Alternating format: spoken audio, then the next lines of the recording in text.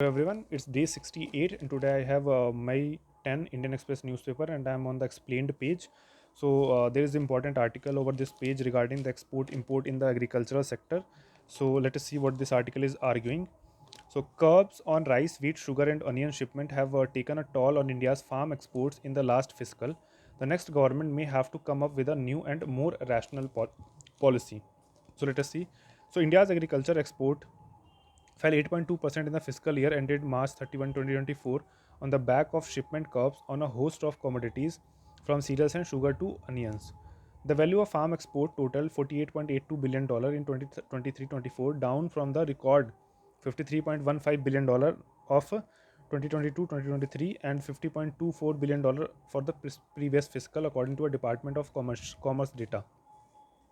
So exports declined during the initial years of the Narendra Modi government from $43.25 billion in 2013-14 to 35.60 in 2019-20, while accompanied by an increase in imports from $15.53 billion to $21.86 billion. So there was largely courtesy of a crash in global agri commodity prices, while the UN Food and Agriculture Organization Food Price Index dipping from an average of 119.1 to 96.5 points between 2013-14 and 2019-20.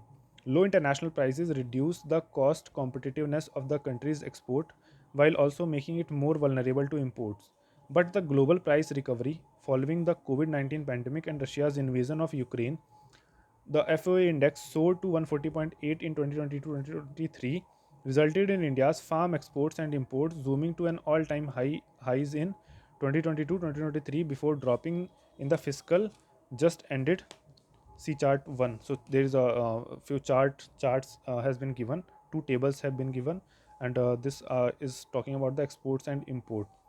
So India is a net exporter, although India is a net exporter of the agricultural products, but export have fallen in the previous fiscal and import have also fallen, but not with that much margin. So the drivers of export. So table 1 shows the fall in export to have been led primarily by sugar and non basmati rice.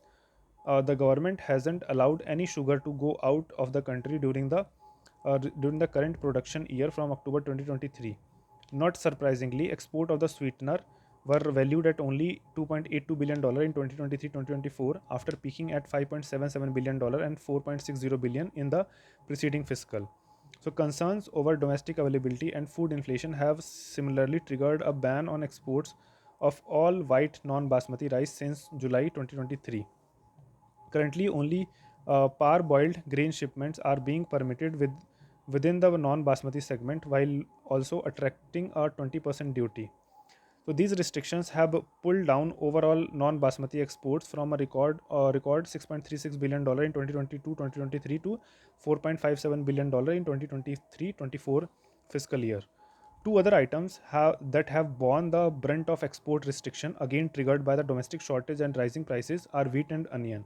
Wheat exports were altogether stopped in May 2022, following which their value plunged to $56.74 million in 2023-2024 after reaching an all-time high of $2.12 billion in 21-22. On May 4, 3 days Maharashtra Onion Belt voted in the Lok Sabha polls. The center lifted a ban on the export of the bulb. Simultaneously, a floor price of $550 per ton, below which no export can take place, along with the 40% duty, was imposed.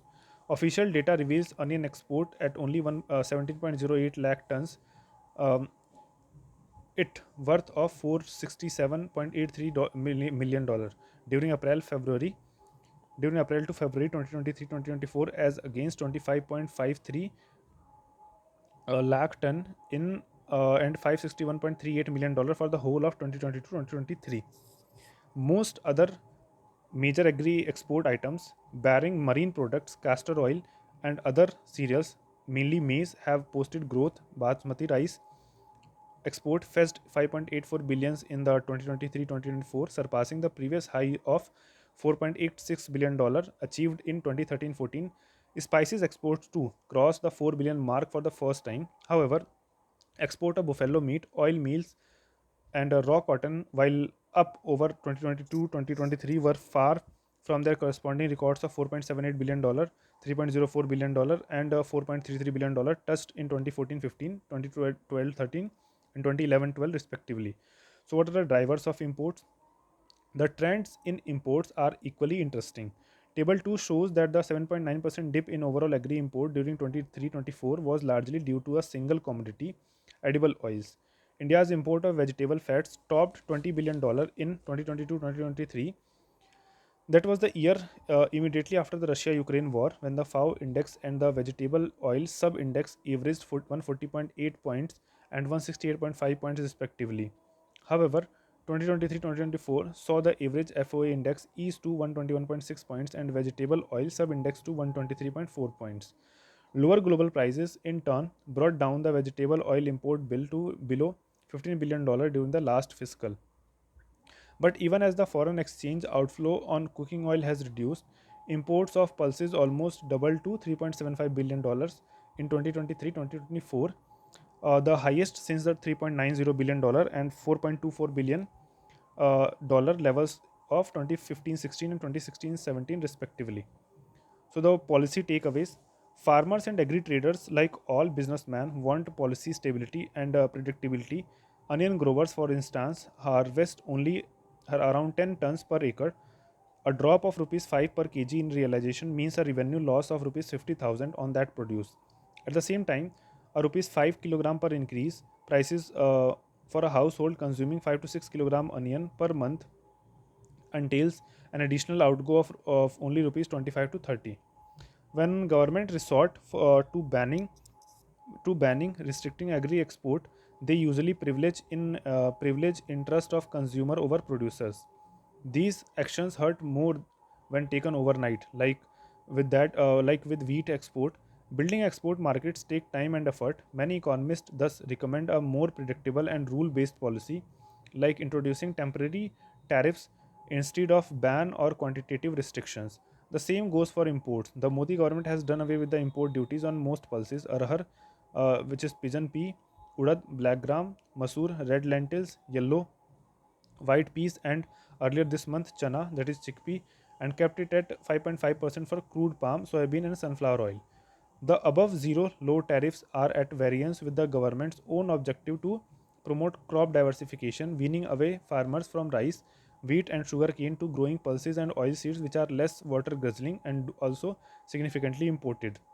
The government taking over post the elections may have to come out with a more rational export import policy, balancing interest of producer and consumer as well as the short and long term goals of the farm sector.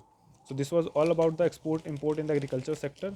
So we'll read May 11th Indian Express newspaper very soon.